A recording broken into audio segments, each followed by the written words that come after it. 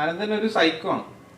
Psycho അത് ആനന്ദിനെ ആര് കാണുന്നു എന്നനുസരിച്ചിരിക്കും. മോൻ കണ്ടാൽ ചിലപ്പോൾ സൈക്കോ ആയിട്ട് തോന്നിയേക്കാം. പുതിയൊരു വൃത്തിയെ കാണാമെന്ന് പറഞ്ഞല്ലോ, എത്തരത്തിലാണ് അങ്ങനെ ഒരു തോന്നല്? ഇത് തന്നെയല്ലേ എൻ്റെ അടുത്ത് ഞാൻ അല്ല, ഞാൻ പറഞ്ഞിട്ടുണ്ട് പുതിയൊരു വൃത്തിയെ കാണാൻ. കാര്യം അന്ന് ഈ പൃഥ്വിരാജിനെ ബേസിക്കലി ഒരുമിച്ച് അഭിനയിക്കാൻ നേരത്ത് ഒരുപാട് നേരം കൂടെ കിട്ടില്ല ബേസിൽ. അപ്പൊ ഒരു കഥ പറയാനൊക്കെ ട്രൈ ചെയ്തു, അല്ലെങ്കിൽ മാനസം, പൃഥ്വിരാജിന്റെ മാനസങ്ങളൊക്കെ പഠിച്ചു. പിന്നെ പിന്നെ പിന്നെ പിന്നെ നമ്മുടെ ഒരേ വൈബാന്ന് മനസ്സിലായി. പിന്നെ ഭയങ്കര കോമഡിയായിരുന്നു, തമാശയൊക്കെ പറയും അങ്ങനെ. ഇപ്പം ബേസിൽ ഒരുപാട് വർക്കൊക്കെ ചെയ്ത് ഇങ്ങനെ ടയർഡൊക്കെ ആയില്ലെങ്കിൽ ഒരുപാട് കാര്യങ്ങളൊക്കെ ഏറ്റെടുത്ത് ചെയ്യാൻ നേരത്ത് വിനീത് ശ്രീനിവാസൻ ഇടയ്ക്ക് വിളിച്ചിട്ട് ചോദിക്കും, എടാ നീ ഓക്കെ അല്ലേ എന്നങ്ങനെ ചോദിക്കുമെന്ന് പറഞ്ഞിട്ടുണ്ട്. അതൊക്കെ നമ്മുടെ പൃഥ്വിക്ക് പറ്റിയ സംഗതിയാ, ഈ എല്ലാം കൂടെ ആ പരിപാടിയാണോ ഈ പറഞ്ഞിരുന്നത്? പറഞ്ഞു വിനീതേട്ടൻ പറഞ്ഞു.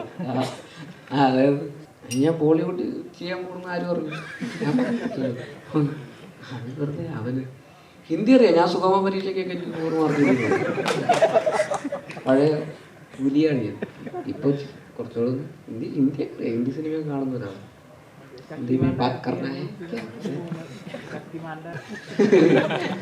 ബേസിൽ ഭയങ്കര സീരിയസ് ആയിപ്പോയല്ലോ. പൃഥ്വിരാജിന്റെ ഫിലിം അഭിനയിച്ചോണ്ടോ? ഞാൻ തന്നെ പാട്ടൊക്കെ പാടിയത് കണ്ടായിരുന്നു. തൃശ്ശൂരാ ഷൂട്ടിങ്. അപ്പോൾ ചേട്ടൻ ചോദിച്ചു ഏത് പടാന്ന് പറഞ്ഞു. ഞാൻ പറഞ്ഞു പ്രാവുംകൂട് ഷാപ്പ്. അപ്പോൾ ചേട്ടൻ ഇന്റർവ്യൂ പൊളിക്കണട്ടാ അത്. അപ്പൊ പടം ഇന്റർവ്യൂവിൽ ഇപ്പം അമിത പ്രതീക്ഷയായി തുടങ്ങി. ഒരുപാട് ഒരു ഫ്രഷ് ആയിട്ടുള്ളൊരു പെയറിങ്, നായകൻ നായിക എന്ന് മാത്രമല്ല, ക്യാരക്ടർ ആക്ടേഴ്സ് ആണെങ്കിലും സീനിയർ ആക്ടേഴ്സ് ആണെങ്കിലും എല്ലാം ഒരു ഫ്രഷ്നെസ് ഉണ്ട് ഈ സിനിമയുടെ കാസ്റ്റാണ്. ഒരുപാട് നാളുകൾക്ക് ശേഷമാണ് ഞാൻ പേഴ്സണലി ഇത്രയും നടന്മാർ ഒരുമിച്ചൊരു സെറ്റിൽ ഉണ്ടാകുന്ന ഒരു സിനിമയിൽ അഭിനയിക്കുന്നതും അത്തരം ഒരു സെറ്റിൽ ഞാൻ ഉണ്ടാകുന്നതും ഒരുപാട് നാളുകൾക്ക് ശേഷമാണ്. ഈ സിനിമയിലെ ഏറ്റവും വലിയ സന്തോഷവും അത് തന്നെയായിരുന്നു. ഒരു വലിയ കാസ്റ്റിന്റെ കൂടെ ഭയങ്കര ഫൺ ആയിട്ടുള്ളൊരു സിനിമ ചെയ്യാൻ സാധിച്ചു എന്നുള്ളത്. ഇനിഷ്യലി ഞങ്ങൾ ഈ സിനിമ പ്ലാൻ ചെയ്തിരുന്നതിനേക്കാൾ ഒരുപാട് വലിയ സിനിമയാണ് ഇപ്പോൾ. അതിന്റെ സ്കെയിൽ എന്ന് പറയുന്നത് ഈ സിനിമയിൽ വിപിൻ പറഞ്ഞതുപോലെ ഈ നടന്മാരുടെ എണ്ണം കൂടുകയും നമ്മൾ ആദ്യം കൺസീവ് ചെയ്തതിനേക്കാൾ കുറെ കൂടെ വലിയ രീതിയിൽ ഈ സിനിമ എടുക്കാൻ സാധിച്ചു എന്നുള്ളതുകൊണ്ടാണ്. പക്ഷെ ആസ് പ്രൊഡ്യൂസേഴ്സ് മുകേഷ് സാറിനും എനിക്കും ഈ അവസരത്തിൽ വിപിനും വിപിന്റെ ടീമിനോടും, അതായത് വിപിൻ പറഞ്ഞ പോലെ കുറെ പുതിയ ആൾക്കാരാണ് ഈ ടീമിൽ കൂടുതലും ഉള്ളത്, ആ ടീമിനോടുമാണ് നന്ദി പറയേണ്ടത്. കാരണം ഒട്ടും സ്ട്രെസ്ഫുൾ അല്ലാത്ത, വളരെ എൻജോയ് ചെയ്ത് ഒരു ടെൻഷൻസും ഇല്ലാതെ തീർന്ന ഒരു ഷൂട്ടിംഗ് പ്രോസസ്സാണ്. നിർഭാഗ്യവശാൽ ഈ സിനിമയുടെ ചിത്രീകരണത്തിനിടയിൽ എനിക്കൊരു പരിക്ക് സംഭവിക്കുകയും ഒരു നീ സർജറി ചെയ്യേണ്ടി വരികയും അങ്ങനെ ഒരു 4 മാസത്തോളം എനിക്കൊരു ബ്രേക്ക് എടുക്കേണ്ടി വന്നതിന്റെ ഭാഗമായിട്ടാണ് ഈ സിനിമ ഇത്രയും നീണ്ടുപോയത്. അല്ലെങ്കിൽ ഇതൊരു 1 വർഷക്കാലമൊന്നും നീണ്ടു നിൽക്കേണ്ട ഒരു പ്രോസസ് ആയിരുന്നില്ല. എന്നിരുന്നാലും ഇന്നിപ്പോൾ ഭംഗിയായിട്ട് ഈ സിനിമ ചെയ്തു തീർക്കാൻ സാധിച്ചു. ഈ 16-ാം തീയതി ലോകമെമ്പാടുമുള്ള തിയേറ്ററുകളിൽ ഒരു വലിയ റിലീസായി ഈ സിനിമാ പ്രേമികൾക്ക് മുമ്പിൽ എത്തുകയാണ്. നിങ്ങളുടെ എല്ലാവരുടെയും അനുഗ്രഹവും പ്രാർത്ഥനയും ഈ സിനിമയ്ക്ക് ഇപ്പോൾ ഉണ്ടാവണം. Thank you so much.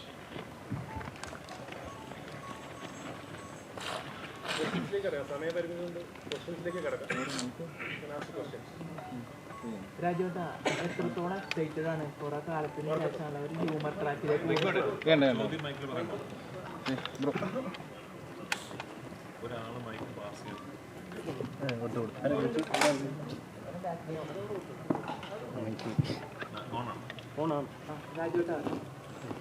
രാജേട്ടാ, എത്രത്തോളം എക്സൈറ്റഡ് ആണ് കുറെ കാലത്തിന് ശേഷമാണ് ഒരു ഹ്യൂമർ ട്രാക്കിലേക്ക്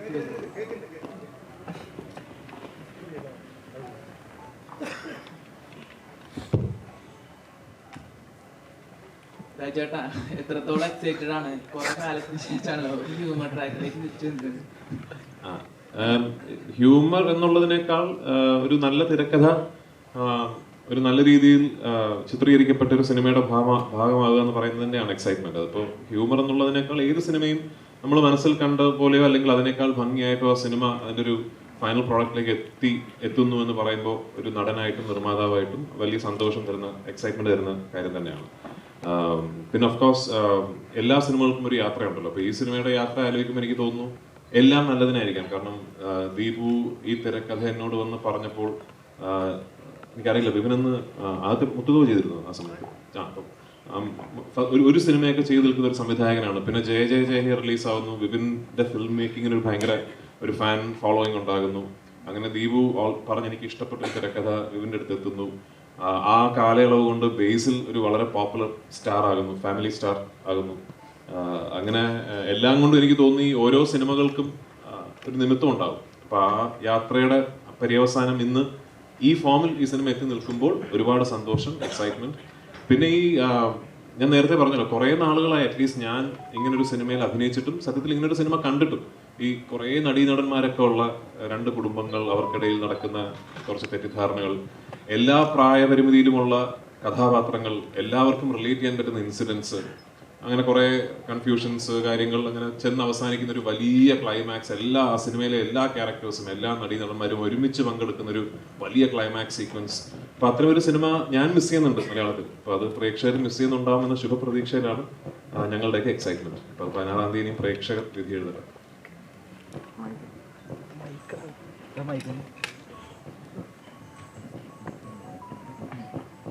ഈ മെയിൽ ഈഗോ ട്രിഗർ ചെയ്യുന്ന ചിത്രങ്ങളുണ്ട്. ഇപ്പൊ അയ്യപ്പൻ കോശി, ഡ്രൈവിംഗ് ലൈസൻസ്, മഹേഷിന്റെ പ്രതികാരം, അത്തരത്തിലൊരു ചിത്രമാണോ ഈ ഗുരുവായൂർ അമ്പലനാട്? അല്ല, ഇത് ആ സിനിമകളുടെ ഒരു കോർ എലിമെന്റ് അല്ല ഈ സിനിമയുടെ ഇത്. പക്ഷെ ഈ സിനിമയിലും രണ്ട് ഫ്ലോഡ് ആയിട്ടുള്ള ആൾക്കാരാണ് ഇതിലെ രണ്ട് പ്രധാന പ്രൊട്ടാഗണിസ്റ്റുകൾ. ഇപ്പോൾ അയ്യപ്പനും കോശിയും എന്ന് പറഞ്ഞാൽ നമ്മൾ ഒറ്റ നോട്ടത്തിൽ കോശി കുര്യൻ വില്ലനും അയ്യപ്പൻ നായർ നായകനും എന്ന് തോന്നിയാലും സത്യത്തിൽ നമ്മൾ ഒന്ന് അനാലിറ്റിക്കലായിട്ട് ചിന്തിച്ചാൽ രണ്ടുപേരും കുഴപ്പം പിടിച്ച ആൾക്കാരാണ്. അല്ല, രണ്ടുപേരും ഫ്ലോഡ് ആയിട്ടുള്ള ഹ്യൂമൻസ് ആണ്. അപ്പൊ അവർക്കിടയിൽ സംഭവിക്കുന്ന കുഴപ്പങ്ങളാണല്ലോ. ആ സിമിലാരിറ്റി ഉണ്ട് ഇതില് വിനു എന്ന ബേസിലെ കഥാപാത്രവും ആനന്ദൻ എന്ന ഞാൻ ചെയ്യുന്ന കഥാപാത്രവും അടിസ്ഥാനപരമായിട്ട് ഫ്ലോഡ് ആയിട്ടുള്ള ആൾക്കാരാണ്. അവർക്ക് ഒരുപാട് കുഴപ്പങ്ങളുള്ള കക്ഷികളാണ്. അപ്പൊ അവർക്കിടയിൽ ഉണ്ടാകുന്ന പ്രശ്നങ്ങൾക്കും ആ കുഴപ്പങ്ങളുടെ ഒരു സ്വഭാവമുണ്ട് എന്നുള്ളതിനപ്പുറത്തേക്ക് ആ പറഞ്ഞ സിനിമകളുമായിട്ട് അങ്ങനെ കമ്പയർ ചെയ്യാൻ പറ്റുന്ന ഒരു സ്വഭാവമില്ല ഈ സിനിമയ്ക്ക്. ആനന്ദൻ ഒരു സൈക്കോ ആണ്. സൈക്കോ അത് ആനന്ദിനെ ആര് കാണുന്നു എന്നനുസരിച്ചിരിക്കും. മോൻ കണ്ടാൽ ചിലപ്പോൾ സൈക്കോ ആയിട്ട് തോന്നിയേക്കാം. ഈ ബേസിൽ ഇപ്പം എന്താണ് റീസെന്റ് ഇപ്പൊ ഒരു ഡയറക്ടർ എന്ന നിലയിൽ ഒരുപാട് അച്ചീവ്മെന്റ്സ് കാര്യങ്ങളൊക്കെ അതിന് ശേഷം ഈ നേരത്തെ പറഞ്ഞ പോലെ ഒരു ഫാമിലി സ്റ്റാർ എന്ന നിലയിൽ ഇപ്പം മലയാളത്തിൽ നിൽക്കുകയാണ്. ഇപ്പൊ പൃഥ്വിരാജിനെ പോലെ ഒരു ആക്ടറുടെ കൂടെ അഭിനയിച്ചത് കരിയറിൽ ഒരു അച്ചീവ്മെന്റ് ആയിട്ട് കരുതുന്നുണ്ടോ?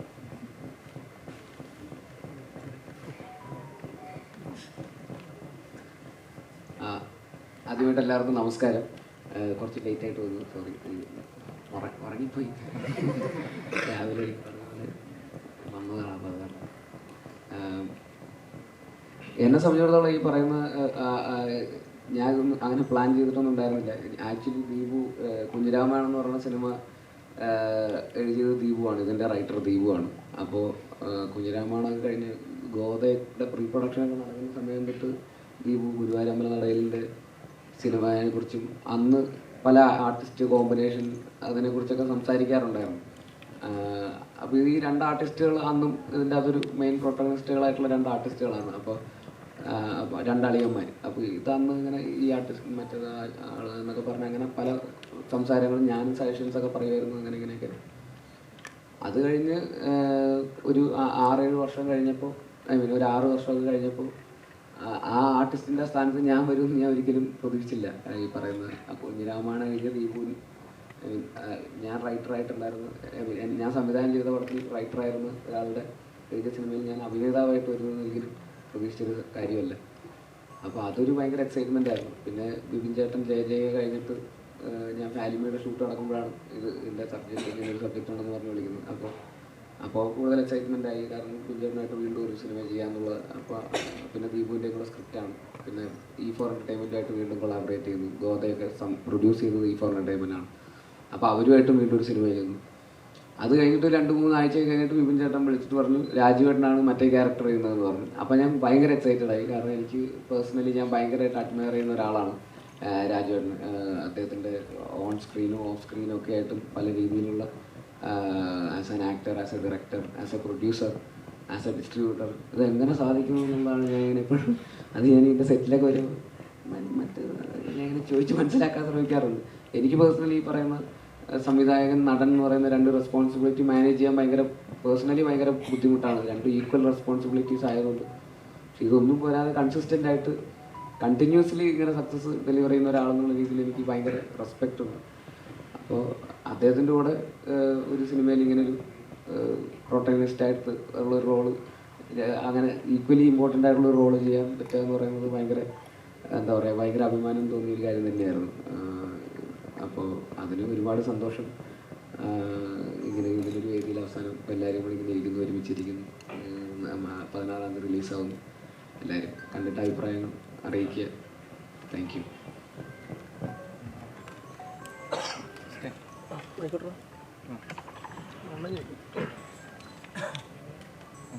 രാജേട്ടാ, ഈ ക്യാരക്ടർ ചേഞ്ചിങ് എന്ന് പറഞ്ഞിരുന്നു, ആദ്യത്തെ ബേസിലിന്റെ ആണ് ചേട്ടൻ ചെയ്യുന്നത്. അപ്പൊ ഈ പടം കണ്ടു കഴിഞ്ഞപ്പോ ബേസില് എന്നെക്കാട്ടി കൂടുതൽ സ്കോർ ചെയ്തു, എനിക്കത് ചെയ്യാമായിരുന്നു എന്ന് തോന്നിയായിരുന്നു. 2 ക്യാരക്ടർ കൊണ്ട് ഒരാൾക്ക് ചെയ്യാൻ പറ്റില്ലല്ലോ. അല്ല, ബേസിൽ ആദ്യത്തെ ക്യാരക്ടർ ചേട്ടൻ ചെയ്യാൻ വെച്ചാണ് ബേസിന് കൊടുത്തത്. ഈ അന്ന് എന്നോട് ഇപ്പൊ ഞാൻ ആദ്യമായിട്ട് ദീപു ഈ കഥ എന്നോട് പറഞ്ഞപ്പോൾ ബേസിലെ കഥാപാത്രം ഞാൻ ചെയ്ത കഥാപാത്രം മറ്റൊരു നടനുമാണ്. അപ്പോൾ അതാരാണെന്ന് പറയുന്നില്ല. അപ്പോൾ അന്ന് ഈ സിനിമ നമുക്ക് കുറച്ച് കഴിഞ്ഞിട്ട് ചെയ്യാം, ഇപ്പോൾ ഉടനെ ചെയ്യേണ്ട, കുറച്ച് കഴിഞ്ഞിട്ട് ചെയ്യാമെന്ന് ഞാൻ പറഞ്ഞതിൻ്റെ പ്രധാന കാര്യം തന്നെ ആ കാസ്റ്റ് ഒന്ന് ഫ്രഷ് ആകണം, അല്ലെങ്കിൽ ഒരു റെപ്പറ്റീഷൻ ഫീൽ ചെയ്യും, കുറച്ച് ഫ്രഷ് ആയിട്ട് വേണം അത് ചെയ്യാൻ എന്നുള്ള ഇതിലാണ് ഞാൻ കുറച്ച് കഴിഞ്ഞിട്ട് ചെയ്യാമെന്ന് പറഞ്ഞത്. ഞാൻ വിപിൻ്റെ വേർഷൻ പറഞ്ഞപ്പോൾ എനിക്ക് ഏറ്റവും കൂടുതൽ ഒരു ഫസ്റ്റ് ഡ്രാഫ്റ്റിൽ നിന്നും എനിക്ക് ഏറ്റവും അട്രാക്റ്റീവായിട്ട് തോന്നിയത് ഈ കാസ്റ്റ് ചേഞ്ച് തന്നെയാണ്. കാരണം അങ്ങനെ ഞാൻ ആ കഥയെക്കുറിച്ച് ചിന്തിച്ചിരുന്നില്ല. ഞാൻ ആനന്ദനായിട്ടും മറ്റൊരാൾ വിനുവായിട്ടും, പ്രത്യേകിച്ച് ബേസിൽ വിനുവായിട്ട് ഞാൻ ചിന്തിച്ചിരുന്നില്ല. ആ ഐഡിയ വിപിൻ്റെയാണ്. അപ്പോൾ ആക്ച്വലി എനിക്ക് തോന്നുന്നത് ഈ സിനിമയുടെ ഏറ്റവും നല്ല വേർഷനാണ് ആനന്ദൻ ഞാൻ ചെയ്യുന്നതും വിനു ബേസിൽ ചെയ്യുന്നത്. അതുകൊണ്ട് തന്നെ ബേസിൽ അത് വളരെ മനോഹരമായിട്ട് ചെയ്തിട്ടുണ്ട് എന്നുള്ളത് കൊണ്ടും അത് കണ്ടപ്പോൾ ഞാനത് ചെയ്യണമായിരുന്നു എനിക്ക് തോന്നിയിട്ടേ ഇല്ല. ഞാൻ ആനന്ദൻ എന്ന കഥാപാത്രത്തിന് ഞാനൊരു ആപ്റ്റ് കാസ്റ്റാണ് എന്ന് എനിക്ക് തന്നെ ഇപ്പോൾ സിനിമ കാണുമ്പോൾ തോന്നുകയാണ്. അപ്പോൾ അത് വിപിൻ്റെ കഴിവ്. ചേട്ടാ നമസ്കാരം. ചേട്ടാ ജയ ജയ ഹേ ഇറങ്ങിയ സമയത്ത് അത് വൻ ഹിറ്റ് ആയിരുന്നു. ഫാമിലി ഓഡിയൻസിനായാലും ശരി, യൂത്തിനായാലും ശരി, ഒരുപാട് ചിരിക്കാനായിട്ടാലും എന്റർടൈൻ ചെയ്യപ്പെടുന്ന നല്ലൊരു ചിത്രമായിരുന്നു. ബേസിലൊക്കെ ഒരുപാട് ചിരിച്ച സീനുകളുണ്ടായിരുന്നു. അപ്പോൾ ഈ ഗുരുവായൂരമ്പല നടയിൽ വരുമ്പോൾ അത് പക്ക ഒരു എന്റർടൈൻ കോമഡി ചിത്രമാണ് ട്രെയിലറിലൂടെ നമുക്ക് മനസ്സിലാവുന്നത്. എങ്ങനെയാണ് ഈ ഇവർ ചെയ്ത ഇത് കറക്റ്റ് ആയിരിക്കും എന്ന് കറക്റ്റ് ഒരു ഡയറക്ടറുടെ പോയിന്റ് ഓഫ് വ്യൂ ഉണ്ടാവുമല്ലോ? അല്ല, അത് സ്ക്രിപ്റ്റ് ഡിമാൻഡ് എന്ന് പറയുന്നത് ആ സ്ക്രിപ്റ്റിൽ ജയ വേറൊരു തന്നെ റൂട്ടിലുള്ള സർക്കാസ്റ്റിക് മൂവിയാണ്. അതൊരു കോമഡി മൂവിയായിട്ട് ട്രീറ്റ് ചെയ്ത് നമ്മൾ ഫൈനൽ ഔട്ട് കാണുമ്പോഴാണ് അത് കോമഡി ആയിട്ട് നമുക്ക് തോന്നുന്നത്. അത് ഷൂട്ട് ചെയ്യുമ്പോൾ സമയത്തൊക്കെ നമ്മൾ ചിലപ്പോൾ ചിരിക്കാം, ചിലപ്പോൾ ചിരിക്കാതിരിക്കാം എന്നുള്ള കൺഫ്യൂഷൻ ഉണ്ടായിരുന്നു. ചിലപ്പോൾ ചെയ്യുന്ന ഓർഡു ആണെന്നൊക്കെ തോന്നും. അതിനകത്ത് ബേസിക്കലി സ്ത്രീയുടെ എമോഷൻ ആണല്ലോ വെച്ച് നമ്മൾ പ്ലേ ചെയ്യുന്നത്. അപ്പോൾ ചിലർക്ക് ചിരി വരണമെന്നില്ല. അപ്പം ആ ഒരു പേടിയും കൺഫ്യൂഷനും ഉണ്ട്. പിന്നെ അതിന് മ്യൂസിക് ചെയ്യാൻ ഭയങ്കര പാടാണ്, സർക്കാസ്റ്റിക്കലി ചെയ്യാൻ ഭയങ്കര പാടാണ്. അത് ആളുകൾ എങ്ങനെ എടുക്കുമെന്ന് അറിയില്ല. പക്ഷെ ഒരു കോമഡി മൂവി ചെയ്യണമെങ്കിൽ നമുക്ക് അതിനെ സപ്പോർട്ട് ചെയ്ത് കൊടുത്താൽ മതി എന്നുള്ളതാണ്. അപ്പോൾ അതിനനുസരിച്ച് ആർട്ടിസ്റ്റുകൾക്കൊക്കെ മാറ്റം വരാം, അവർക്ക് എന്തുവേണം ചെയ്യാമെന്നുള്ള സ്പേസ് ഒക്കെ ഉണ്ട്.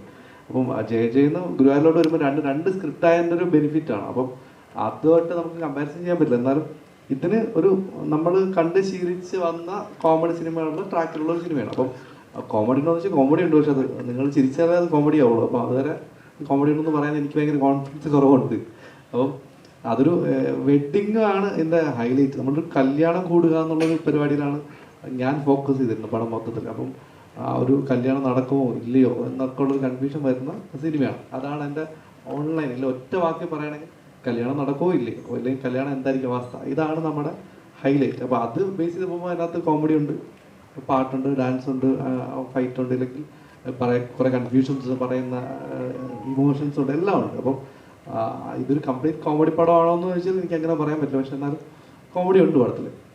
നോർമലി ഒരു എല്ലാ ജോണേഴ്സ് എടുത്ത് നോക്കുകയാണെങ്കിൽ ഹ്യൂമർ ആയിരിക്കും കുറച്ചുകൂടെ റിസ്ക് ആയിട്ടുള്ളത്. കാരണം വെച്ചാൽ എപ്പോഴും നമ്മൾ കമ്പാരിസൺ ഇന്ന പടത്തിൽ ഇത് വന്നിട്ടുണ്ടോ, എപ്പോഴും അങ്ങനെ ഒരു കമ്പാരിസൺ എപ്പോഴും ഉണ്ടാവാറ്. ഈ പടത്തിന്റെ സീനിലെ അങ്ങനെ ഒരു കമ്പാരിസൺ എപ്പോഴും നമ്മൾ ചെയ്യാറുള്ളതാണ്. അപ്പോൾ ഇങ്ങനെ ഒരു പടം ചെയ്യുന്ന സമയത്ത് അല്ലെങ്കിൽ ഹ്യൂമർ വർക്ക്ഔട്ട് ആവുന്നത് എപ്പോഴും നമ്മൾ കെയർഫുൾ ആയിട്ടായിരിക്കുമല്ലോ ഓരോ കാര്യങ്ങൾ ചെയ്യുന്നത്.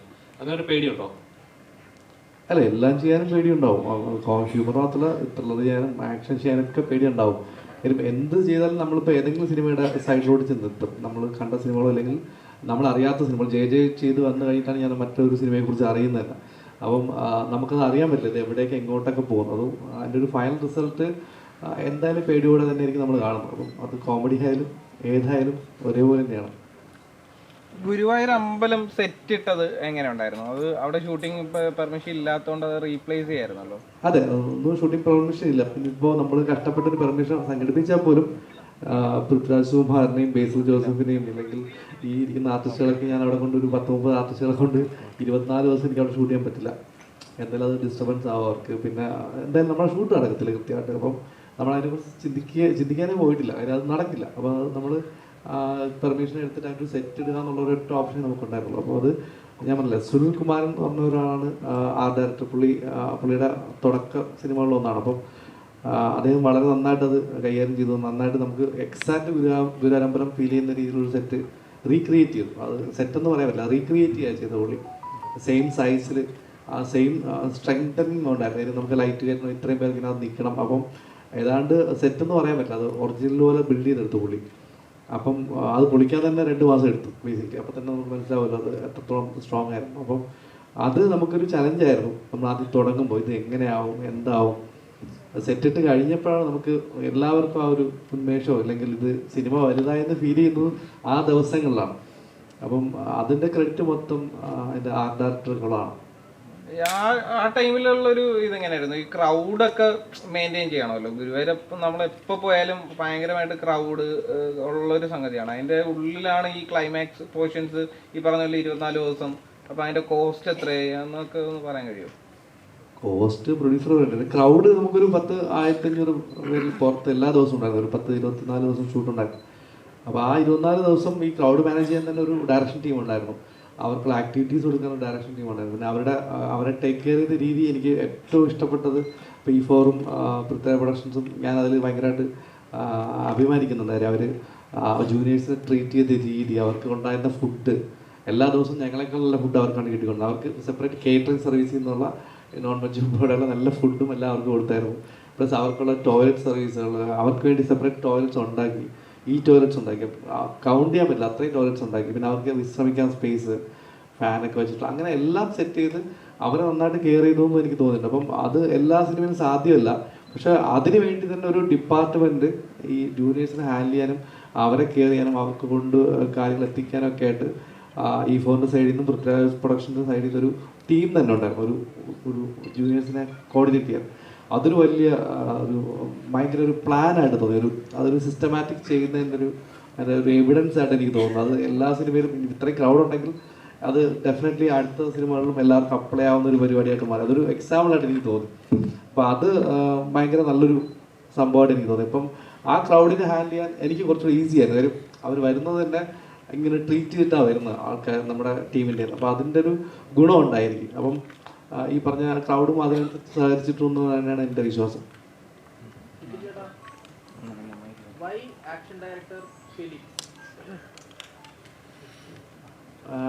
ഫെലിക്സ്, നമ്മളൊരു സാധനം പറയുമ്പോൾ നമ്മൾ ഒരു ആക്ഷൻ ഡയറക്ടർ ഇപ്പോൾ ഇവിടുന്നുള്ള നോർമലുള്ള ആൾക്കാരെ വിളിക്കുമ്പോൾ അവർ വരുന്നു, ഷൂട്ട് ചെയ്യുന്നു, പിന്നെ നമ്മൾ അതിൻ്റെ റിസൾട്ട് കാണും. അപ്പോൾ എന്നെ സംബന്ധിച്ച് എനിക്ക് അങ്ങനെ പറ്റില്ല. എനിക്ക് എനിക്കത് കൊറിയോഗ്രാഫി ചെയ്ത് ഒരു ഡാൻസ് കൊറിയോഗ്രാഫി പോലെ നമ്മൾ ഷോർട്ട് പ്ലാൻ ചെയ്യുന്ന പോലെ എനിക്ക് അതിൻ്റെ ഫൈറ്റ് എൻ്റെ മനസ്സിലുണ്ട്. അപ്പോൾ അതെനിക്ക് കൊറിയോഗ്രാഫി ചെയ്ത് കാണണം. അപ്പോൾ എനിക്ക് കാണിച്ചു തരും. അവരെന്നെ ഫൈറ്റ് ചെയ്ത് കാണിച്ചു തരും, ഇതാണ് നടക്കാൻ പോകുന്ന ഫൈറ്റ്. അപ്പോൾ അതിലെനിക്ക് ചേഞ്ചസ് വരുത്താം, എന്നിട്ട് നമുക്ക് ഡിസ്കസ് ചെയ്യാം. ആ ഡിസ്കഷനിൻ്റെ പുറത്താണ് വീണ്ടും ഒരു ഷൂട്ട് ചെയ്യും. ആ സാധനം ഷൂട്ട് ചെയ്ത് ഞങ്ങളെ കാണിച്ച് ഇതിൻ്റെ ആംഗിൾസ്, കട്ട്സ് എല്ലാം നമ്മൾ ഫിക്സ് ചെയ്ത് എല്ലാം ലോക്ക് ചെയ്തിട്ട് പ്രിവ്യൂ നമ്മൾ കണ്ടു. എന്നിട്ടാണ് നമ്മൾ അതിന് ഷൂട്ട് ചെയ്യാൻ പോകുന്നത്. അപ്പോൾ നമുക്ക് ആവശ്യമുള്ള പോർഷൻസ് മാത്രം എടുക്കാൻ പറ്റും. അപ്പം അതിന് എനിക്ക് ഭയങ്കര ഗുണം ചെയ്തത് രാജുവിൻ്റെ ഇഞ്ചുറി ഉണ്ട്. അപ്പം ആ ഇഞ്ചുറി ടൈമിലും പുള്ളി അധികം ബുദ്ധിമുട്ടിക്കാതെ ആവശ്യമുള്ള ഷോട്ടിൽ മാത്രം മാർക്ക് ചെയ്ത് സ്ട്രെസ്സ് കുറച്ച് നമുക്ക് ചെയ്യാൻ പറ്റും. അതിപ്പം ജയജീറാണെങ്കിലും സെയിം കണ്ടീഷൻസ് ബേസിലും ദർശനയും ഫൈറ്റ് ചെയ്തപ്പോൾ ഉണ്ടായിരുന്നു. അപ്പം ഫെലിക്സ് വരുമ്പോൾ എനിക്ക് അതാണ് ഏറ്റവും ഗുണമായിട്ട് തോന്നിയത്. കാര്യം നമ്മുടെ കൂടെ പുള്ളി ഉണ്ട് ഫുൾ ടൈം. 2 പുള്ളി സ്ക്രിപ്റ്റിനനുസരിച്ചിട്ട് ഷോർട്ട് ഡിവിഷൻ ചെയ്ത് എനിക്കത് ഒരു ഡിസ്കസ് ചെയ്തിരുന്ന് ചെയ്യാൻ പറ്റും. ഇപ്പം നമ്മൾ നോർമൽ ആക്ഷൻ ഡയറക്ടേഴ്സ് ആണെങ്കിൽ അവർക്ക് ഒരുപാട് തിരക്കുണ്ടാവും. അവർ വരുന്നു, ആ സമയത്ത് ഷൂട്ടിൽ നിന്ന് പോകുന്നു മാത്രമേ ഉണ്ടാവുള്ളൂ. ഇത് ഈ പുള്ളിക്ക് ടോട്ടാലിറ്റിയെ കുറിച്ച് നല്ല ധാരണ ഉണ്ടാവും. ക്യാരക്ടേഴ്സ് എന്താണ് പെരുമാറുന്നത്, അവരുടെ സ്വഭാവം എന്താണെന്ന് വരെ പുള്ളിക്കറിയാം. അപ്പോൾ അതുകൊണ്ട് ഫെലിക്സുമായിട്ട് എനിക്ക് വർക്ക് ചെയ്യാൻ ഭയങ്കര എക്സൈറ്റ്മെന്റ് ഉണ്ടാവും എപ്പോഴും. പുള്ളിക്ക് പറഞ്ഞാലൊക്കെ മനസ്സിലാവും, എനിക്ക് പുള്ളി പറഞ്ഞതൊക്കെ മനസ്സിലാവും. അല്ല, പുള്ളി ജർമ്മൻ ഭാഷയാണ് ഹാൻഡിൽ ചെയ്യുന്നത്. അപ്പം കുറച്ച് അത്യാവശ്യം ഇംഗ്ലീഷ് അറിയാം. ഞാനും ശ്രമിക്കും സംസാരിക്കാനൊക്കെ. പക്ഷെ എന്നാലും ട്രാൻസ്ലേറ്ററായിട്ട് ആൾക്കാരുടെ ഇടയിൽ ഉണ്ടാവും. പിന്നെ ഞങ്ങൾ ഈ പറഞ്ഞ മലയാള സിനിമകളിലെ ആക്ഷൻ ഫൈറ്റ് എങ്ങനെയാണ്, ഇപ്പം ഈ മറ്റേ നമ്മൾ പിടിവലി സാധനങ്ങളൊക്കെ ഉണ്ടല്ലോ, നമ്മൾ മറ്റേ കോമഡി ആയിട്ടുള്ള അതൊക്കെ എങ്ങനെ ചെയ്യണം എന്നുള്ള പഴയ സിനിമയുടെ റെഫറൻസ് കാണിച്ചു കൊടുക്കും പുള്ളിക്ക്. പുള്ളി അതിൽ കുറച്ച് നേരം പണിയെടുക്കുന്നുണ്ട് പുള്ളി. അപ്പം സിനിമ എന്ന് പറയുന്നത് ഭാഷ ഒരു വിഷയമല്ലെന്ന് നമുക്കറിയാമല്ലോ, വിഷ്വലാണല്ലോ. അപ്പോൾ അത് വിഷ്വലും സൗണ്ടിലും നമ്മളിത് ട്രീറ്റ് ചെയ്യുമ്പോൾ അത് ഇനിയിപ്പം എത്ര ഭാഷ അറിയണത്ത ഒരാളെ നമുക്ക് എവിടെയും കൊണ്ടുപോയി പിച്ച് ചെയ്യാൻ പറ്റും എന്നുള്ള ഉറപ്പാണ്. അത് ഫെലിക്സ് പ്രൂവ് ചെയ്തിട്ടുണ്ട്. ഈ പൃഥ്വിയുടെ ക്യാരക്ടർ സെറ്റ് ചെയ്തത് എങ്ങനെയായിരുന്നു? ഇപ്പം ഓവർ ദി ടോപ്പ് ആയിട്ടുള്ള ഒരു പരിപാടിയാണ് എന്ന് നേരത്തെ പറഞ്ഞിരുന്നു. അപ്പം അത് ഇപ്പം നമുക്കറിയാം പൃഥ്വിയുടെ ഇപ്പം മുമ്പുള്ള ക്യാരക്ടേഴ്സിന്റെ അത് കോമഡി പ്രസന്റ് ചെയ്യുന്നതിനൊക്കെ ഒരു സ്റ്റൈലുണ്ട്. അപ്പൊ അതിൽ നിന്ന് ഒരു വ്യത്യസ്തമായിട്ടുള്ള ഒരു പരിപാടിയാണോ പിടിച്ചിരിക്കുന്നത്? അല്ല, അങ്ങനെ വ്യത്യസ്തമാക്കാൻ വേണ്ടി ശ്രമിച്ചിട്ടൊന്നുമില്ല. കാര്യം ഈ സിനിമ കുറച്ച് ആളുകൾക്ക് റിലേറ്റ് ചെയ്യണമെന്നുണ്ട്. പിന്നെ ഇത് ശരിക്കും നമ്മൾ ഈ താരങ്ങളെ നമ്മൾ താരങ്ങളായിട്ട് കാണുന്ന ഒരു സിനിമ തന്നെ ആയിരിക്കും. പൃഥ്വിരാജ് ആണെങ്കിലും ബേസിലാണെങ്കിലും നിഖിലാണ് അനുസരാണ്ടൊക്കെ നമുക്ക് ഫീൽ ചെയ്യുന്ന ഒരു സിനിമയായിരിക്കും. അത്രയും ഭയങ്കര ക്യാരക്ടർ പിടിക്കാനുള്ള സിനിമയല്ല. നമ്മളൊരു കല്യാണം കൂടാൻ പോകുന്ന ഒരു സിനിമയാണ്. അപ്പം ആ ഒരു വൈബിൽ പോകുന്നതുകൊണ്ട് നമുക്ക് ഒരുപാട് ക്യാരക്ടർ ചേഞ്ച് ഒന്നും വരുത്താൻ പറ്റില്ല. എന്നാലും ആ ക്യാരക്ടർ ഡിമാൻഡ് ചെയ്യുന്നത് അങ്ങനെ പ്രസന്റ് ചെയ്യണമെന്നാണ്. അപ്പം എന്നാലും സിനിമയുടെ ആ പിന്നോടുള്ള പോക്കിന് ഗുണകരമാവുള്ളൂ. കാര്യം നമ്മൾ ഭയങ്കര റിയലിസ്റ്റിക് ആയിട്ട് പടം പിടിച്ചാൽ അവസാനം എത്തുമ്പോൾ നമ്മൾ ലോജിക്കൊക്കെ കയ്യിൽ നിന്ന് പോകുന്നുണ്ട് പലയിടത്തും. ആ കയ്യിൽ നിന്ന് പോകുമ്പോൾ ഇതുവരെ കണ്ട സിനിമയിലോ നിങ്ങൾ കാണുന്നതെന്ന് വിചാരിക്കും. അപ്പം അതുകൊണ്ട് സിനിമയിലെ ക്യാരക്ടേഴ്സിനാണെങ്കിലും സിനിമയിലുള്ള സീനുകളുണ്ട്, കുഞ്ഞു കുഞ്ഞു കാര്യങ്ങളിൽ വരെ നമ്മൾ കുറച്ച് എക്സാജറേറ്റ് ചെയ്തിട്ടാണ് മുന്നോട്ട് പോകുന്നത്. അത് സിനിമയുടെ അവസാനം എത്തുമ്പം ഈ പറഞ്ഞ ലോജിക്കൽ ഇഷ്യൂസ് ഉണ്ടാവാതിരിക്കാനാണ്. അപ്പം ലോജിക്കൽ ഇഷ്യൂസ് എന്തായാലും ഉണ്ടാവും. ആ ലോജിക്ക് മാറ്റി വെച്ചിട്ട് സിനിമ കാണേണ്ടി വരും. ഇപ്പം നമ്മൾ പണ്ട് ഇപ്പോൾ പറഞ്ഞു തെളിയോ അല്ലെങ്കിൽ CD മൂസൊക്കെ കാണുന്ന പോലെ ഞാൻ ആ സിനിമ വെച്ച് കമ്പയർ ചെയ്തില്ല. ലോജിക്ക് കുറച്ച് മാറ്റി വെച്ച് കണ്ടാൽ ഇഷ്ടപ്പെടും എന്നുള്ളതാണ്. അപ്പം ആ ലോജിക്ക് ഒഴിവാക്കാൻ വേണ്ടി ഇതിനെല്ലാം ഞാൻ കുറച്ച് റിയൽ ലൈഫിൽ നിന്ന് കുറച്ച് അപ്പ് ചെയ്ത് സിനിമ ചെയ്യേണ്ടിയിരിക്കുന്നു. അപ്പം ആ ക്യാരക്ടേഴ്സും അതിനനുസരിച്ച് കുറച്ച് ഓവർ ദ ടോപ്പ് ചെയ്യേണ്ടി വരും. അതിപ്പം നമ്മൾ രാജുവിനെ മാത്രമാണെങ്കിൽ ചിലപ്പോൾ ട്രെയിലർ ടീസർ അങ്ങനെ കണ്ടത്. ഇവിടെ ഇരിക്കുന്ന എല്ലാവരും അതുപോലെ ചെയ്യുന്ന ഇച്ചിരി കിളി പോയാൽ ഇച്ചിരി കാരിക്കേച്ചറായിട്ടുള്ള ക്യാരക്ടേഴ്സ് തന്നെയാണ്. ഈ പുതിയൊരു വൃത്തിയെ കാണാമെന്ന് പറഞ്ഞല്ലോ, എത്തരത്തിലാണ് അങ്ങനെ ഒരു തോന്നല്? ഇത് തന്നെയല്ലേ എൻ്റെ അടുത്ത് ഞാൻ ചോദിച്ചത്. അല്ല, ഞാൻ പറഞ്ഞിട്ടുണ്ട് പുതിയൊരു പ്രത്യേക കാണാൻ. കാര്യം അന്ന് അതിനുമ്പ് കാലിൽ ഇഞ്ചുറി ഉണ്ടായിരുന്നല്ലോ. അല്ല, നമ്മൾ ആടുജീവിതത്തിൽ ഞാനത് ശ്രദ്ധിച്ചിട്ടാണ്. അത് നമ്മൾ എല്ലാവരും ഒരു സിനിമ പുള്ളി ചെയ്ത ഇതിൽ നമുക്കൊരു നെഗറ്റീവ് ഷെയ്ഡുള്ള എന്നാൽ കോമഡി ഹാൻഡിൽ ചെയ്യുന്ന ആദ്യം അങ്ങനത്തെ ഒരു ജോണറിൽ രാജു ചെയ്തിട്ടില്ല. പിന്നെ ഈ പറഞ്ഞ ബാക്കി കാസ്റ്റ് ബേസിലോട്ടുള്ള കോംബോ സീക്വൻസസ്, നിഖിലായിട്ടുള്ള സീക്വൻസസ്, ഇപ്പോൾ ഈ നമ്മുടെ അശ്വിൻ, സിജു പോലുള്ള ആൾക്കാർ, പിന്നെ സീനിയേഴ്സൊക്കെ, ഇങ്ങനെ പല ടൈപ്പ് ഗ്രൂപ്പുകൾ ഇതിനകത്തുണ്ട് ആർട്ടിസ്റ്റ് വൈസ്. ഇവരുടെയൊക്കെ കോമ്പിനേഷൻസ് ഒക്കെ നല്ല രസമായിട്ട് വരും. പ്രത്യേകിച്ച് എനിക്ക് ജോമോനും വന്നിട്ടുള്ളത്, ജോമോനും രാജുവായിട്ടുള്ള സീന് നമ്മൾ എഴുതുമ്പം ആ സീൻ എങ്ങനെ ഉണ്ടെന്ന് അറിയില്ല. അത് ലാസ്റ്റ് വിട്ട് നമ്മൾ മാറ്റുന്നു, എന്നിട്ട് ലാസ്റ്റ് വീണ്ടും ഷൂട്ട് ചെയ്യുമ്പോൾ അതെങ്ങനെ ആളുകൾ പെർഫോം ചെയ്യുന്നറിയില്ല, രാജു ആണെങ്കിലും ജോമോനാണെങ്കിലും. പക്ഷെ അത് പെർഫോം ചെയ്തപ്പോൾ വേറൊരു സാധനം വന്നു. അപ്പം അത് എനിക്ക് തോന്നുന്നു അതൊക്കെ ആ സമയത്ത് എക്സ്പ്ലോർ ചെയ്ത സാധനങ്ങളാണ്. അപ്പം എനിക്ക് തോന്നിയിട്ടുള്ളത് രാജു, എൻ്റെ ഒരു പേഴ്സണൽ തിങ്കിങ് ആണ്, രാജു ഭയങ്കര പ്രിപ്പയർ ചെയ്തിട്ട് സിനിമ ചെയ്യുന്ന, ഡയറക്റ്റ് ചെയ്യുന്ന അല്ലെങ്കിൽ അഭിനയിക്കുന്ന ഒരാളാണ്. പക്ഷെ അവിടെ വന്നപ്പം അതുണ്ടായില്ലെന്ന് തോന്നി. അപ്പം അതൊരു പുതിയ കാര്യമായിരിക്കുമല്ലോ. അപ്പൊ ആ സ്പോട്ടിൽ പുള്ളിക്ക് തോന്നിയ ഇൻഡ്യൂഷൻ വെച്ചിട്ട് പുള്ളി അഭിനയിച്ചിരിക്കണം. അപ്പൊ അതൊരു പുതിയ സാധനമായിട്ട് എനിക്ക് തോന്നി. ഇനി അങ്ങനെയാണെന്ന് അറിയില്ല, അത് രാജുവിന് പറയേണ്ടി വരും. ഈ രണ്ട് ഡയറക്ടേഴ്സിനാണല്ലോ, അത് രണ്ട് ഡയറക്ടേഴ്സിന് ചുമ്മാ ഉള്ള ഒരു ഡയറക്ടർ അല്ല, മലയാളത്തിൽ തന്നെ സിഗ്നേച്ചർ ക്രിയേറ്റ് ചെയ്ത രണ്ട് ഡയറക്ടേഴ്സ്. അപ്പം അവരെ വെച്ച് ചെയ്യാൻ നേരത്തുള്ള ഇൻപുട്ട് എങ്ങനെയായിരുന്നു? അത് സീൻ അവർ തീരെ ഇൻപുട്ട് എനിക്ക് തരാറില്ല. അവരെനിക്ക് എൻ്റെ അടുത്ത് ഒന്നും ഇടപെടാറില്ല. എനിക്ക് തോന്നിയിട്ടുണ്ട് ചിലപ്പോൾ ഞാൻ ഫസ്റ്റ് ഡേ ഒക്കെ വിചാരിക്കുമ്പോൾ എൻ്റെ മനസ്സിൽ രാജു വന്നിട്ട് ആ ഷോട്ട് അങ്ങനെ ഇങ്ങനെ വയ്ക്കണ്ടേ എന്നൊക്കെ പറയുന്ന ഒരാളായിരിക്കും ഞാൻ മനസ്സിൽ വിചാരിച്ചിട്ടാണ് തുടങ്ങുന്നത് ഡേ 1. പക്ഷേ രാജു മോണിറ്റർ ഫ്രണ്ടിൽ പോലും വന്നിരിക്കുന്നില്ല, ആ സ്പോട്ട് കാണുന്നില്ല. അപ്പം ഞാൻ വിചാരിച്ചു എനിക്ക് മനഃപൂർവ്വം മാറിയിരിക്കും തോന്നി. ഞാൻ ഇൻവൈറ്റ് ചെയ്യും, ഇവിടെ വന്നിരിക്കാം അല്ലെങ്കിൽ സ്പോട്ട് കാണണോ എന്നൊക്കെ ചോദിച്ചിട്ട് ഒരു ഗ്രാജുവലിയാണ് ഞങ്ങളോട് സിങ്ക് ആവുന്നത്. അതായത് എനിക്ക് ഡിസ്റ്റർബൻസ് ആവണ്ടെന്ന് പുള്ളി വിചാരിച്ചിട്ടുണ്ടാവും. ബേസിൽ എനിക്ക് പണ്ടേ അറിയാം. ബേസിൽ എന്തും മുഖത്ത് നോക്കി പറയും, കൊള്ളില്ലെങ്കിൽ കൊള്ളില്ലെന്ന് തന്നെ പറയും, കൊള്ളാമെങ്കിൽ കൊള്ളാമെന്ന് തന്നെ പറയും. ഇല്ലെങ്കിൽ അവനെ കളിയാക്കലും അവൻ എന്നെ കളിയാക്കലും ചിരിച്ചിട്ട് പോകുന്നതാണ്. അപ്പോൾ അതുകൊണ്ട് പ്രശ്നമില്ല. പക്ഷേ രാജുവിൻ്റെ കാര്യത്തിൽ എനിക്ക് അങ്ങനെ ഒരു പരിചയം ഉണ്ടായിരുന്നില്ല. പക്ഷേ പോകെ മനസ്സിലായി നമ്മൾ രണ്ടുപേരും ഏതാണ്ട് ഒരേ സ്വഭാവമുള്ള ആൾക്കാരാണ് ഇരിക്കുന്നവരെല്ലാവരും. അപ്പോൾ അതുകൊണ്ട് അങ്ങനെ ഒരു പ്രശ്നം വന്നിട്ടില്ല. അവർ നമ്മളെ വർക്കിൽ ഇടപെടുകയോ, പിന്നെ ഡയറക്ടേഴ്സിന് അങ്ങനെ ഒരു ഗുണമുണ്ടല്ലോ, ഡയറക്ടർക്കും ആക്ടർ ആകുമ്പോൾ അവർക്കറിയാം വേറൊരാളെ വർക്കിൽ കയറി ഇടപെടാൻ പാടില്ല. അവർ ഒരു വലിയ കാര്യം ചെയ്തുകൊണ്ടിരിക്കുമ്പോൾ അതിനിടയിൽ ഈ ചെറിയൊരു മാറ്റങ്ങളൊന്നും വരുത്താൻ ശ്രമിക്കില്ല എന്ന് എനിക്കറിയാം. അതങ്ങനെ മെയിൻറ്റെയിൻ ചെയ്യുന്നുണ്ട്. അപ്പം ഒരിക്കലും ഡയറക്ടേഴ്സ് ഒരിക്കലും വേറൊരു ഡയറക്ടർ ഡിസ്റ്റർബ് ചെയ്യുന്ന കാര്യം എനിക്ക് ഉറപ്പാണ്. അപ്പോൾ അത് രണ്ടുപേരും ആ ഒരു അകലം നമ്മളിന്ന് എപ്പോഴും സൂക്ഷിക്കുന്നുണ്ടാവും. പക്ഷെ എന്നാൽ ഞാൻ കാണിച്ചു കൊടുക്കുമ്പോൾ അവർ വർക്കായെങ്കിൽ വർക്കായെന്ന് തന്നെ പറയും, ഇല്ലെങ്കിൽ ഇല്ലയെന്ന് തന്നെ പറയും. അതുണ്ട്. പക്ഷെ എന്നാലും നമ്മുടെ ഒരു ജോലിയിൽ കയറി അവർ ഇടപെടുന്നൊരു സ്ഥിതി എനിക്ക് ഏറ്റവും കംഫർട്ടായിട്ട് വർക്ക് ചെയ്യാൻ പറ്റുന്ന 2 ആക്ടേഴ്സായിട്ട് മാറി. അത് അവർ ഡയറക്ടേഴ്സ് ആയതുകൊണ്ടാണ് അതങ്ങനെ ഒരു റെസ്പോൺസിബിലിറ്റി എടുത്ത് മാറി നിൽക്കുക, അല്ലെങ്കിൽ നമുക്ക് ആ ഫ്രീഡം തരുന്നതെന്ന് എനിക്ക് തോന്നിയിട്ടുണ്ട്. അനശ്വര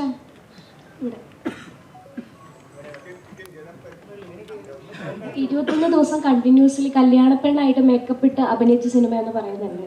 അപ്പോൾ ആ ഒരു എക്സ്പീരിയൻസ് ഒന്ന് ഷെയർ ചെയ്യാം. കൂടെ തന്നെ ബേസിലേട്ടൻ്റെ വധുവായിട്ട് അഭിനയിച്ച ഒരു എക്സ്പീരിയൻസ് ഉണ്ട്.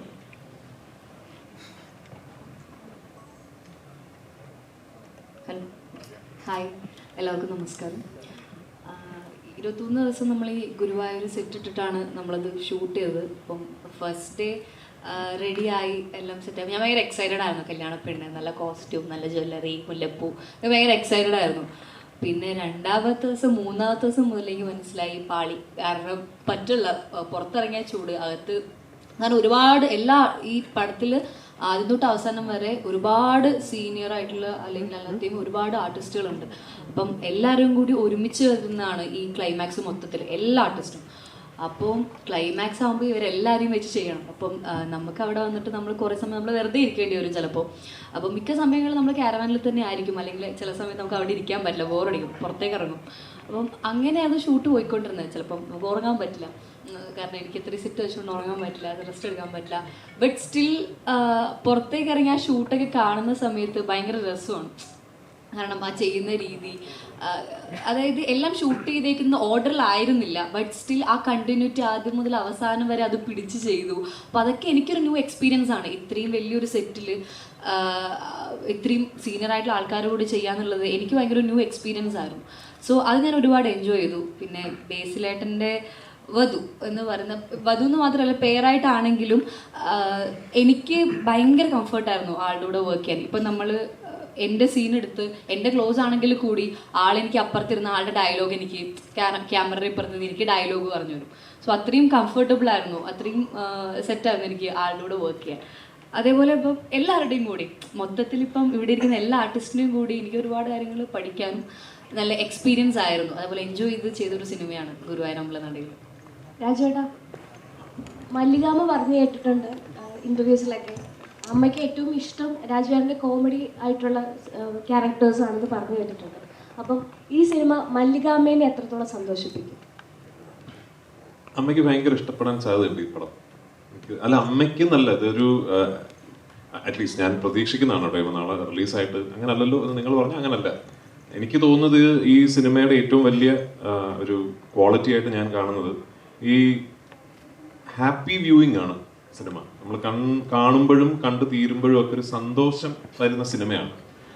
ഈ ഡോപ്പമീൻ ഷോട്ട് എന്ന് പറയുന്ന പോലെ നമുക്ക് ഒരു സിനിമ കണ്ടു കഴിയുമ്പോൾ നമുക്കൊരു ഹാപ്പി ആയി അല്ലേ. അപ്പോൾ അത് അങ്ങനത്തെ സിനിമകളാണ് പലപ്പോഴും ആൾക്കാർ വീണ്ടും കാണാൻ ഇഷ്ടപ്പെടുകയും ചെയ്യുന്നത്. Because you want to go back to how the film made you feel. അപ്പോൾ അത് അമ്മയ്ക്ക് മാത്രമല്ല, എനിക്ക് തോന്നുന്നു എല്ലാവർക്കും ഇഷ്ടപ്പെടാൻ സാധ്യതയുള്ളൊരു സിനിമയാണെന്നാണ് എൻ്റെ ഒരു ശുഭപ്രതീക്ഷ. അമ്മയ്ക്ക് പ്രത്യേകിച്ചും, കാരണം ഈ പറഞ്ഞാൽ അമ്മയ്ക്ക് ഞാൻ ഈ ലൈറ്റർ റോൾസ് ഒക്കെ ചെയ്യുന്നത് കാണാൻ ആണ് അമ്മയ്ക്ക് ഭയങ്കര ഇഷ്ടം. അമ്മയ്ക്ക് അമറക് ബ്രാൻഡിനെയൊക്കെ ഭയങ്കര ഇഷ്ടമാണ്. അപ്പോൾ അമ്മ 16-ാം തീയതി അല്ലെങ്കിൽ റിലീസായ ഉടനെ ആദ്യ ദിവസങ്ങളിൽ തന്നെ സിനിമ കാണുമെന്ന് പ്രതീക്ഷിക്കുന്നു. എൻ്റെ അമ്മയോട് ചോദിക്കാം. രാജേട്ടാ, പൃഥ്വിരാജ് പ്രൊഡക്ഷൻ്റെ ഒരു സെലിബ്രേറ്റ് മൂവി ആയിരിക്കും ഇത്, സെലിബ്രേഷൻ മൂവി ആയിരിക്കും. ഞങ്ങളുടെ എല്ലാ പടങ്ങളും സെലിബ്രേറ്റ് ചെയ്യണേ എന്നുള്ളതാണ് ഞങ്ങളുടെ ആഗ്രഹം.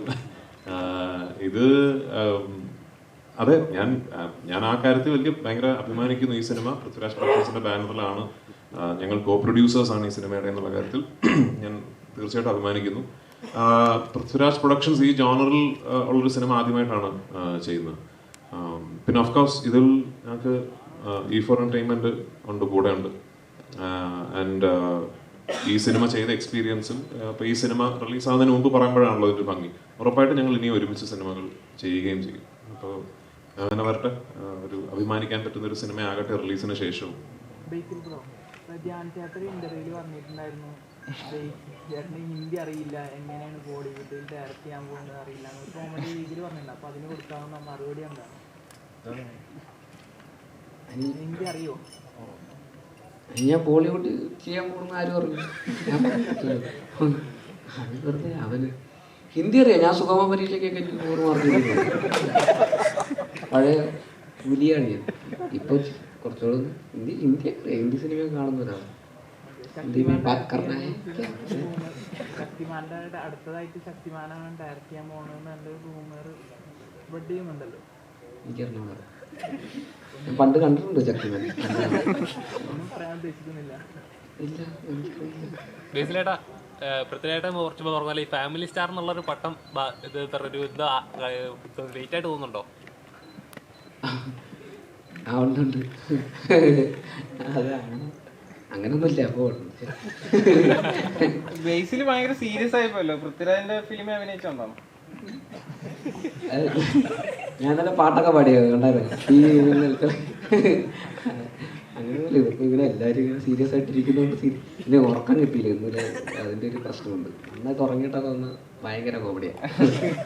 അല്ല, ധ്യാനൊക്കെ ആയിട്ട് വരാൻ നേരത്ത് ഭയങ്കര തగ్గടിച്ച് അങ്ങോട്ടും ഇങ്ങോട്ടും നിൽക്കാന്നായിരുന്നു. ഇപ്പം വൃത്തി അടുത്തിരിക്കുന്നതുകൊണ്ട് പ്രൊഫഷണൽസം പഠിക്കുന്നതാണെന്ന് ചോദിച്ചു. ഇല്ല, അങ്ങനെയില്ല. പക്ഷെ നിങ്ങളിങ്ങനെ അമിതഭാരം തരില്ല. കഴിഞ്ഞ ദിവസം ഏതോ ഒരു സിനിമയുടെ ഷൂട്ടിൻ്റെ ഇടയിൽ പ്രാവുംകൂട് ഷാപ്പിൻ്റെ ഷൂട്ടിൻ്റെ ഇടയിൽ ഒരു ചേട്ടൻ വന്ന് ഫോട്ടോ എടുത്തു. അപ്പോൾ ചേട്ടൻ ചോദിച്ചു തൃശ്ശൂരാണ് ഷൂട്ടിങ്. അപ്പോൾ ചേട്ടൻ ചോദിച്ചു ഏത് പടാന്ന് പറഞ്ഞു. ഞാൻ പറഞ്ഞു പ്രാവുംകൂട് ഷാപ്പ്. അപ്പോൾ ചേട്ടൻ ഇന്റർവ്യൂ പൊളിക്കണട്ടാ. അപ്പോൾ പടം ഇന്റർവ്യൂവിൽ ഇപ്പോൾ അമിത പ്രതീക്ഷയായി തുടങ്ങി. അതൊക്കെ ഒരു വൈബല്ലേ. നിഖില, ഇന്റർവ്യൂസിലൊക്കെ പറഞ്ഞു കേട്ടിട്ടുണ്ട് രാജുവേട്ടൻ്റെ കൂടെയൊക്കെ കുറേ സ്ലോ മോഷൻ സീൻസും കാര്യങ്ങളൊക്കെ ഉണ്ട് എന്ന് പറഞ്ഞു കേട്ടിട്ടുണ്ടായിരുന്നു. അപ്പം രാജുവേട്ടനിൽ നിന്ന് ഒരു നടി എന്ന നിലയിൽ രാജുവേട്ടനിൽ നിന്ന് എന്തൊക്കെയാണ് പഠിക്കാൻ പറ്റുക?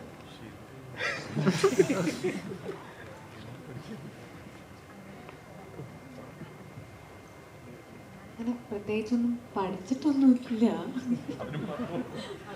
ഇല്ല, അങ്ങനെ പഠിക്കാന്നുള്ളതല്ല. നമ്മൾ ചില ആർട്ടിസ്റ്റുകളുടെ കൂടെ വർക്ക് ചെയ്യാനുള്ളത് ഭയങ്കര ഒരു ആഗ്രഹമായിരിക്കും. നമ്മൾ സിനിമയിൽ വന്നിട്ട് എൻ്റെ ഫസ്റ്റ് ടൈം അസോസിയേഷനാണ്. അപ്പം എനിക്ക് അതൊരു വലിയ സന്തോഷമുള്ളൊരു കാര്യമായിരുന്നു. പഠിക്കാനുള്ളൊരു സ്പേസൊന്നും വെബിനായിട്ട് തന്നിട്ടില്ല. ഒരുപാട് സീനുകളും ഡയലോഗുകളൊക്കെ ഉള്ളതുകൊണ്ട് അത് പഠിക്കേണ്ടതുകൊണ്ട് മറ്റേതെനിക്ക് പറ്റിയിട്ടില്ല. ഇല്ല, അങ്ങനെ ഒരാളുടെ അടുത്തുനിന്ന് പഠിക്കുക എന്ന് പറയുന്നത് അഭിനയിക്കുന്ന സമയത്ത് എന്നുള്ളതല്ലല്ലോ. നമ്മൾ ഗ്രാജുവലി ഇപ്പം എല്ലാ ദിവസങ്ങളും നമ്മൾ പ്രൊമോഷൻ്റെ ഭാഗമായിട്ടൊക്കെ കാണുമ്പോഴാണ് നമ്മൾ കൂടുതൽ പരിചയപ്പെടുന്നതും സംസാരിക്കുന്നതും ഒക്കെ. ഈ പൃഥ്വിരാജിന് ബേസിക്കലി ഒരുമിച്ച് അഭിനയിക്കാൻ നേരത്ത് ഒരുപാട് നേരം കൂടെ കിട്ടില്ല ബേസിൽ. അപ്പോൾ ഒരു കഥ പറയാനൊക്കെ ട്രൈ ചെയ്തു. അല്ലെങ്കിൽ മാനസം, പൃഥ്വിരാജിന്റെ മാനസങ്ങളൊക്കെ പഠിച്ചു. മാനറിസം ഇല്ല, അങ്ങനെ കഥ ഇല്ല. പക്ഷെ എനിക്കിങ്ങനെ ഒരുപാട് ചോദ്യങ്ങളൊക്കെ ചോദിക്കാനുണ്ടായിരുന്നു. എനിക്ക് ആദ്യമൊക്കെ നമുക്ക് ഒരു പേടി ഉണ്ടാവുമല്ലോ ഇപ്പം അല്ലേ. ഞാനും അങ്ങനെ അധികം മുമ്പ് ഞാൻ സംസാരിച്ചിട്ടൊന്നുമില്ല. എല്ലാവരെയും പോലെയൊക്കെ തന്നെയാണ്. ഈ വിമാനത്തിന്റെ സംഗതി എല്ലാവരും പറയുന്നുണ്ടല്ലോ, സെൽഫി എടുക്കാൻ പോയതാണ്.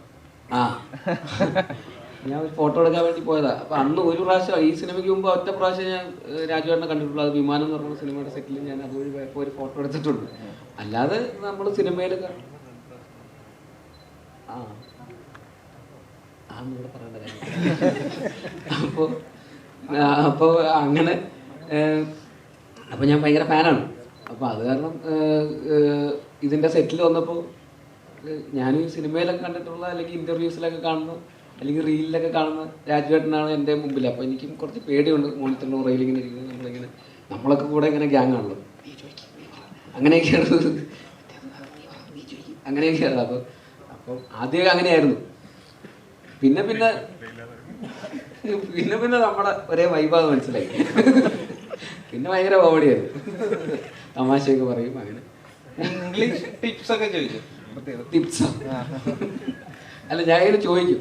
അല്ല, ഞാൻ നേരത്തെ പറഞ്ഞില്ലേ എനിക്ക് രാവിലെയും കൂടെ ചോദിച്ചത് ടിപ്പ് ചോദിക്കല് തന്നെ, ഫുൾ ടൈം ടിപ്സ്.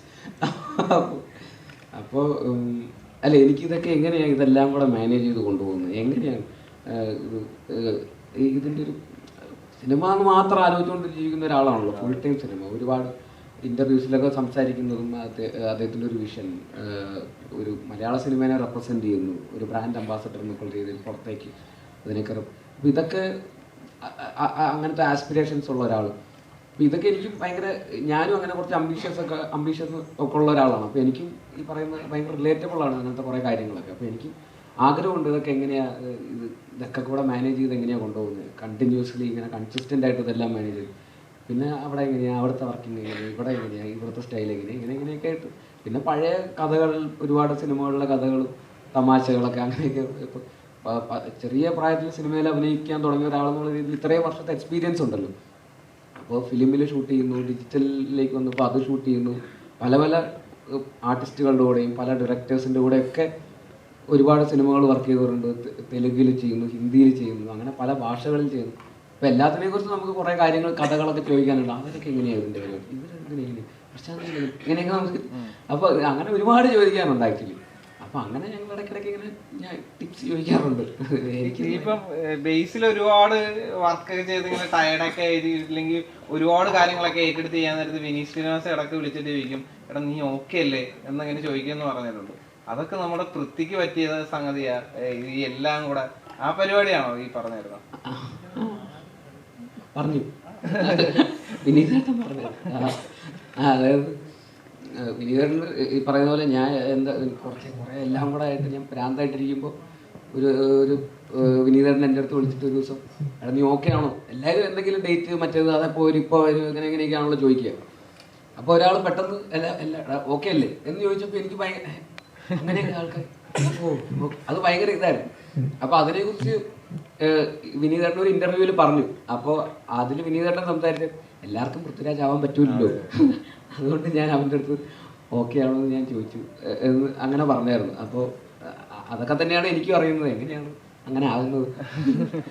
അതിന്റെ പ്രത്യേക ടിപ്സ് പോലും കൊടുക്കും.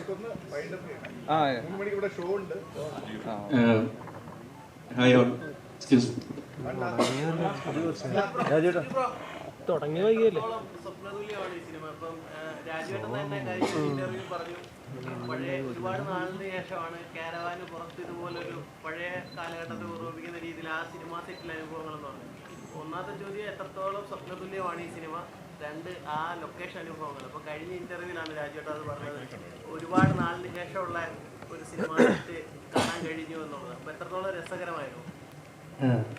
ഇതെൻ്റെ രണ്ടാമത്തെ സിനിമയാണ്, രോമാഞ്ചത്തിന് ശേഷമാണ്. രണ്ടാമത്തെ സിനിമയിൽ എനിക്ക് ഇവരുടെയൊക്കെ അടുത്തിരിക്കാൻ പറ്റുന്നതും സ്വപ്നം മൂലം കണ്ടിട്ടുള്ളതാണ്. എത്രയോ പേരൊക്കെ എത്രയോ പടങ്ങൾക്ക് ശേഷമായിരിക്കും അവർക്കൊക്കെ ഇത് കിട്ടുന്നത്. പക്ഷേ അത് രാജേട്ടനും വിജയനും ഇവരൊക്കെ നമ്മൾ പരിഗണിക്കുന്നതാണല്ലോ, ഇവിടെ വന്നിരിക്കാനും പറ്റുന്നതും നിങ്ങൾക്ക് ഇപ്പോൾ എന്നോട് ചോദ്യം ചോദിക്കാൻ പറ്റുന്നതല്ല. പിന്നെ ലൊക്കേഷനുള്ള എക്സ്പീരിയൻസ് എന്ന് വെച്ച് കഴിഞ്ഞാൽ വിപിൻ ചേട്ടൻ ഭയങ്കര സപ്പോർട്ടീവാണ്. നമുക്ക് പേടിയുണ്ട്, കാരണം ഇവരൊക്കെ ഭയങ്കര സീനിയർ ആർട്ടിസ്റ്റുകളാണ്. പക്ഷേ വിപിൻ ചേട്ടൻ എപ്പോഴും നമ്മുടെ അടുത്ത് ആരും എപ്പോഴും നമ്മളെപ്പോഴും കംഫർട്ടാക്കി തന്നെ നിർത്തും, അടിപൊളിയായിട്ട് തന്നെ നിർത്തും. പിന്നെ ഞാനും സാഫ്, ജോമോന്, അശ്വിന് ഞങ്ങളായിരുന്നു ഒരു ഗ്യാങ്ങായിട്ട് പോയിക്കൊണ്ടിരുന്നത്. അപ്പം പടം കാണുമ്പോഴേ നിങ്ങൾക്കത് മനസ്സിലാവും. അപ്പം അടിപൊളിയാണ്, സ്വപ്നതുല്യം അതിനപ്പുറമൊക്കെയാണ് ഇത് പറയാൻ പറ്റും. മൈസെൽഫ് വിനോദ് ജനാർദ്ദൻ. ഞാനൊരു പൃഥ്വിരാജ് സാർ, ബ്ലെസ്സി സാർ ഒരു അതിനു മുമ്പ് ആടുജീവിതം തിയേറ്ററിൽ കണ്ട് സ്പീച്ച്ലെസ് ആയിട്ടുള്ള ഒരാളാണ്. ഗ്രേറ്റ്. ബ്ലെസ്സി സാർ ഒരു ഇൻ്റർവ്യൂവിൽ മാതൃഭൂമിയുടെ ഒരു ലിറ്ററേച്ചർ ഫെസ്റ്റിവലിൽ പറഞ്ഞു, പൃഥ്വിരാജ് എന്ന് പറയുന്ന ആക്ടറുടെ കണ്ണുകളിൽ എപ്പോഴും തിളക്കം ഉണ്ടാവും. ആടുജീവിതത്തിൽ കാസ്റ്റ് ചെയ്യുമ്പോൾ ആ തിളക്കം മാറ്റുക എന്നുള്ളതായിരുന്നു എൻ്റെ ഏറ്റവും വലിയ ചലഞ്ച്. ആടുജീവിതം കഴിഞ്ഞിട്ട് പിന്നീട് ക്യാരക്ടേഴ്സ് സെലക്ട് ചെയ്തപ്പോൾ ഈ ഇതിൽ നമ്മുടെ ഗുരുവായൂർ പോലെയുള്ള ക്യാരക്ടേഴ്സ് വരുമ്പോൾ അതിൽ നിന്ന് മറ്റ് ക്യാരക്ടേഴ്സിലേക്ക് മാറാനൊരു ബുദ്ധിമുട്ടുണ്ടായിരുന്നു, ഒരു ചലഞ്ചിങ് ആയിരുന്നു.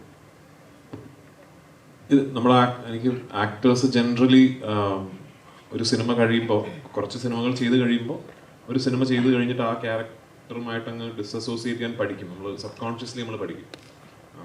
ഇപ്പോൾ ഗുരുവായൂരമ്പല നടയിൽ കഴിഞ്ഞിട്ട് ഞാൻ സംവിധാനം ചെയ്യുന്ന സിനിമയിൽ ഞാനൊരു ചെറിയ വേഷം ചെയ്യുന്നുണ്ട്. അപ്പോൾ എനിക്ക് ആനന്ദൻ അങ്ങനെ ആ സമയത്തുള്ള കാര്യങ്ങളൊക്കെ എൻ്റെ മനസ്സിൽ നിന്ന് സബ് കോൺഷ്യസ്ലി ഒരു എഫേർട്ട് എടുക്കാതെ തന്നെ അത് പോകും.